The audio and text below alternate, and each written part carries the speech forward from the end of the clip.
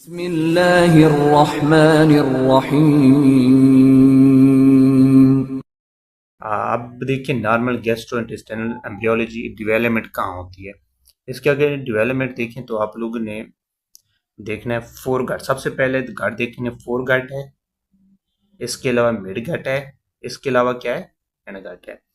ये gastrointestinal system के तीन गार्ड हैं, four guard, mid guard, hand guard. तीनों गार्ड को पढ़ते हैं, आप देखें, ठीक है। फोर गार्ड सबसे पहले देखें। फोर गार्ड, फोर गार्ड में क्या होता है, ये एसोफेगस से स्टार्ट होती है सेकेंड पार्ट ऑफ डिड्यूनम तक, जहां तक एम्प्यूला वेटर सेकंड पार्ट पे है, एम्प्यूला वेटर वहां तक ये पहले फोर गार्ड है। क्योंकि एम्प्यूला वेटर पर बेल की सिक्रेशन हो रही होती है जो कि कॉमन बेल डक्ट से आती है। यहां तक याद रखना है। एक चीज याद रखनी है आप लोगों ने, सिक्स से फोर्थ टू सिक्स वीक पर स्टोमक की डेवलपमेंट होती है। ये एग्जाम में एमसीक्यूज आती है, ठीक है, ठीक है। ये एग्जाम के लिए एमसीक्यूज है। फोर्थ टू सिक्स वीक पे स्टोमक की डेवलपमेंट होती है। इसके अलावा एक और चीज लिखें, हार्ट की डेवलपमेंट अगर पूछें वो होती है, वो भी फोर्थ वीक पे होती है, ठीक है। और इसके अलावा लेफ्ट वेगस जो होती है, नर्व वेगस की दो ब्रांच, एक लेफ्ट होती है, एक राइट होती है। जो लेफ्ट होती है एंटीरियर साइड पे आती है, जो राइट होती है वो पोस्टीरियर साइड पे आती है, ठीक है। ये याद रखना, क्योंकि एब्डोमेन की मोस्टली जो नर्व्स प्ले है वो वेगस के जरिए है। अब देखिए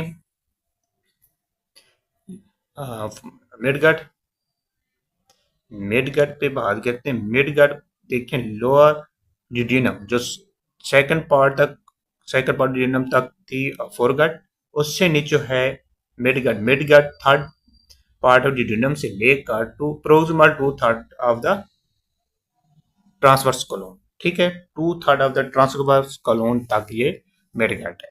इसके देखें, यहाँ सिक्स वीक हो गए थे, सिक्स वीक में स्टोमक की डेवलपमेंट होगी। सिक्स वीक के क्या होता है आगे, फिजियोलॉजिकल हर्निएशन होती है, क्योंकि इंटेस्टाइन वगैरह की डेवलपमेंट हो स्टार्ट हो जाती है, तो वो फिजियोलॉजिकल हर्निएशन होती है उम्बिलिकस के इर्द गिर्द। उम्बिलिकल की एक रिंग बनी होती है, उसके इर्द गिर्द फिजियोलॉजिकल हर्निएशन होता है। ये बाद में ये रिड्यूस हो जाता है। और इसके अलावा टेंथ वीक पे, टेंथ वीक पे ये वापस चली जाती है।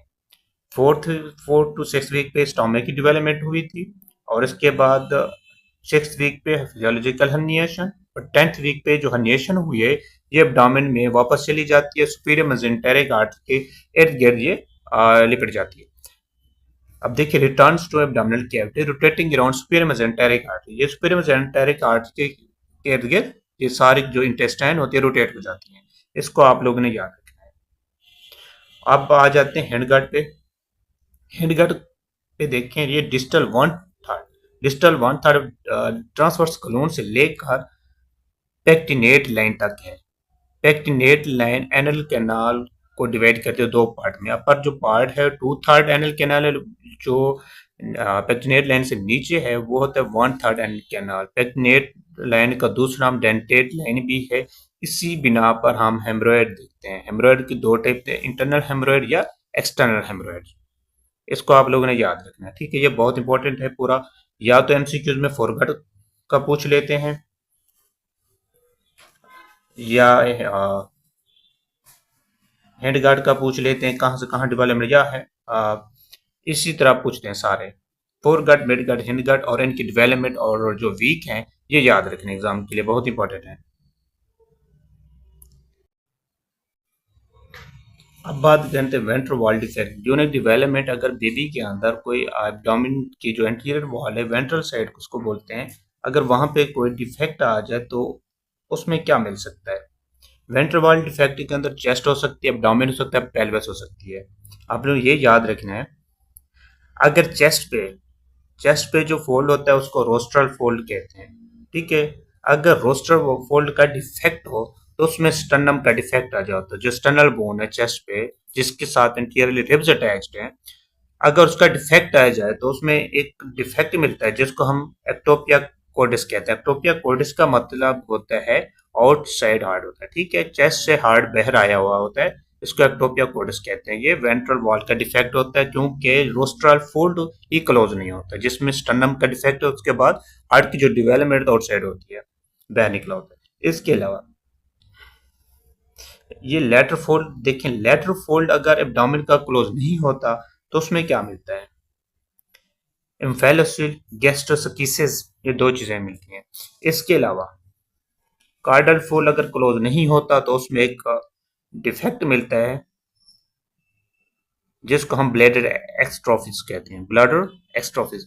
इसमें ये होता है जो ब्लैडर की एक्सट्रोफिस वगैरह होते हैं, ब्लैडर के टिश्यूज वगैरह होते हैं, ब्लैडर की डेवलपमेंट होती है, सारी की सारी ब्लैडर की बहरी होती है, ठीक है, ब्लैडर एक्सट्रोफी इसका नेम है, अगर कार्डल फोल्ड क्लोज नहीं होता। ये तीनों एग्जाम के पॉइंट है, ठीक है, ये एग्जाम के लिए बहुत पूछते हैं। रोस्टर फोल्ड, लेटरल फोल्ड पे कौन से डिफेक्ट होते हैं और कार्डल फोल्ड पे कौन से डिफेक्ट होते हैं, ठीक है, ये तीनों आप लोगों ने याद रखनी है। ये एमसीक्यूज के पॉइंट है, एनआरए में आते हैं। अब देखें गैस्ट्रोसकीसिस या एम्फेलोसिल क्या होते हैं, दोनों पे बात करते हैं, गैस्ट्रोसकीसिस एंड एम्फेलोसिल, ठीक है। अब देखें गैस्ट्रोसकीसिस के अंदर क्या होता है, ये पैराउम्बिलिकल हर्निया होता है, पैराउम्बिलिकल हर्निया और abdominal contents through abdominal wall defect, जहां पे एब्डोमिनल वॉल वेंट्रल साइड पे डिफेक्ट होता है वहां से एब्डोमिनल कंटेंट बह रहे होते हैं, इसको पैराउम्बिलिकल हर्निया कहते हैं, मतलब कि उम्बिलिकस के इर्द गिर्द का एरिया को पैराउम्बिलिकल कहते हैं, ठीक है। और इसके अलावा फेलोसिल में क्या होता है, herniation of abdominal contents through umbilicus, अगर उम्बिलिकस के अंदर से ही कोई कनेक्ट बह रहा है तो उसको हम कहते हैं फेलोसिल, ठीक है। ये उम्बिलिकस के अंदर का डिफेक्ट है और गैस्ट्रोसकीसिस उम्बिलिकस के इर्द गिर्द का डिफेक्ट है, ये याद रखना है, ठीक है। इतना हो गया, इससे आगे देखिए, जो गैस्ट्रोसकीसिस ऐसा होता है इसमें कोई कवरिंग नहीं होती, ठीक है, ये पेरिटोनियम या अमनियोटिक फ्लूइड की कोई कवरिंग नहीं होती, ठीक है। ये मोस्टली जो होता है राइट साइड पे, उम्बिलिकस के राइट साइड पे, और जो फेलोसिल होता है इसमें पेरिटोनियम की कवरिंग होती है, इसके साथ एमनियन की कवरिंग होती है, ठीक है। एमनियन जो अमनियोटिक फ्लूइड वगैरह को उसकी लेयर होती है, बनी हुई होती है, उसकी लेयर बनी होती है, ठीक है। ये इसका कलर अगर पूछें ग्रे शाइनिश है, ठीक है, इसका इतना याद नहीं करना, लेकिन ये मिड लाइन होता है, मेम्ब्रेन कवरिंग होती है। गैस्ट्रोसकीसिस के ऊपर कोई कवरिंग नहीं होती, ऐसे एब्डोमिनल कंटेंट बाहर होते हैं ये, लेकिन यहाँ पे जो फेलोसिल है इसके ऊपर कवरिंग होती है और मिड लाइन में होता है, उम्बिलिकस के ऊपर ही।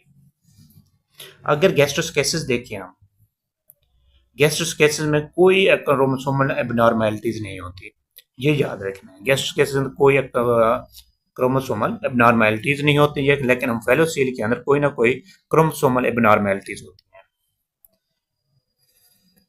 देखें इसमें कॉन्जेनिटल एनोमलीज आ जाती हैं, जिसमें ट्राइसोमी 13 जिसको हम पटाउ सिंड्रोम, ट्राइसोमी 18 जिसको एडवर्ड सिंड्रोम, और इसके अलावा हो सकता है कभी कभार डाउन सिंड्रोम आ जाता है, ठीक है, उसको ट्राइसोमी 21 कहते हैं।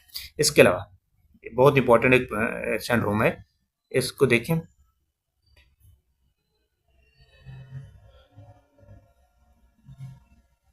ये Beckwith Wiedemann syndrome, Beckwith Wiedemann syndrome ये होता है ओवर ग्रोथ ऑफ फिटस, इसमें मैक्रोसोमिया, बेबी का ओवरवेट होता है, मैक्रोग्लोसियल टंग का साइज और टंग की लार्जमेंट हुई होती है, इसके अलावा एम्फेलोसिन मिलता है और ईयर इबनॉर्मैलिटीज। बेक विद वेडमैन सिंड्रोम के फीचर देखें, मैक्रोसोमिया, बेबी का वेट ओवर होता है, नॉर्मल साइज वेट से ज़्यादा होता है, ठीक है, और इसके अलावा मैक्रोग्लोसिया होता है, टंग की लार्जमेंट हुई हुई होती है, और इसके अलावा फेलोसील होता है, और इसके अलावा ईयर एबनॉर्मैलिटीज होती हैं, ठीक है, ये लिख लें। इसके अलावा दूसरी कोई एबनॉर्मैलिटीज हो सकती हैं, हार्ट डिफेक्ट, कार्डियक डिफेक्ट हो सकते हैं, जेनेटो यूरिनरी प्रॉब्लम हो सकती हैं, या न्यूरल ट्यूब डिफेक्ट का प्रॉब्लम भी एसोसिएट हो सकते हैं फेलोसील के साथ। इतनी समझ आ कि ये एग्जाम के लिए बहुत इंपॉर्टेंट है। आप लोगों को केस देंगे, अगर मिड लाइन पे बताएं अम्बिलिकस के अंदर से वो फेलोसील है, अगर अम्बिलिकस के इर्द गिर्द बताएं तो वो क्या होता है, गैस्ट्रोसकीसिस, ठीक है, मिड लाइन फेलोसील और अराउंड द अम्बिलिकस गैस्ट्रोसकीसिस, ठीक है, इतना याद रखें। आगे अब छोटा सा लास्ट टॉपिक करते हैं, कॉन्जेनिटल उम्बिलिकल हर्निया। कॉन्जेनिटल उम्बिलिकल हर्निया में देखें, ये जब बच्चा पैदा होता है, बच्चे को पैदाइशी तौर पर उम्बिलिकस के ऊपर हर्निया हुआ होता है, जो एब्डोमिनल कंटेंट वो प्रोट्रूड हुए होते हैं, ठीक है। Delay of umbilical trunk close spontaneously following physiological hernia. जो फिजियोलॉजिकल हर्निया होते हैं वो 10th वीक तक वो प्रोट्रूजन जो हुई होती है एम्बिलिकल रिंग के इर्द गिर्द वो वापस बैठ जाती है, सुपेरियर मेसेंटेरिक आर्टरी के अराउंड रोटेट हो जाती है। लेकिन अगर वो ओब्लिटेट नहीं होती, वापस नहीं जाती, तो फिजियोलॉजिकल जो हर्निया हुआ होता है वो कॉन्जेनिटल अम्बिलिकल हर्निया बन जाता है। यहाँ पे ये याद रखना है, ठीक है। इसमें ये होता है पैटर्न उम्बिलिकल्स ओरिफिसेस होते हैं, ठीक है। पैटर्न उम्बिलिकल ओरिफिसेस, उम्बिलिकस के थ्रू ही ये बह आया हुआ होता है। इसके ऊपर जो होती है वो कवरिंग होती है स्किन की, ये याद रखना, ठीक है। ये ओम्फेलोसिल से थोड़ा चेंज है, उसमें जो पेरिटोनियम की या एमनियन की कवरिंग थी और यहाँ पे क्या है, स्किन के कवरिंग है। Protrudes with intra abdominal pressure, ये कब प्रोट्रूड होता है जब इंट्रा एब्डोमिनल प्रेशर बढ़ता है, और इसमें मोस्टली कब, जब बच्चा क्राई करता है इंट्रा एब्डोमिनल प्रेशर बढ़ता है।